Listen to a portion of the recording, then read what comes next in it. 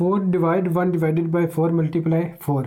गलत तरीका कौन सा है? जब आप पहले 4 को मल्टीप्लाई कर देंगे 4 के साथ तो हमारे पास जवाब आ जाता है 16। फिर 4 को डिवाइड करें 1 के ऊपर तो आ जाता है हमारे पास 4। जब 4 को डिवाइड करेंगे 16 के ऊपर तो जवाब आता है 0.25। ये गलत तरीका है और जवाब भी गलत है। हमने करेक्ट मेथड से करना है, लेफ़्ट टू राइट, ये मेथड होता है असल। 4 को आपने डिवाइड करना है 1 के ऊपर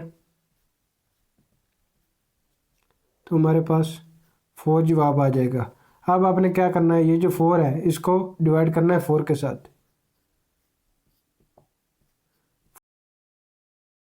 4 divided by 4 is equal to 1। अब इस 1 को मल्टीप्लाई करना है 4 के साथ।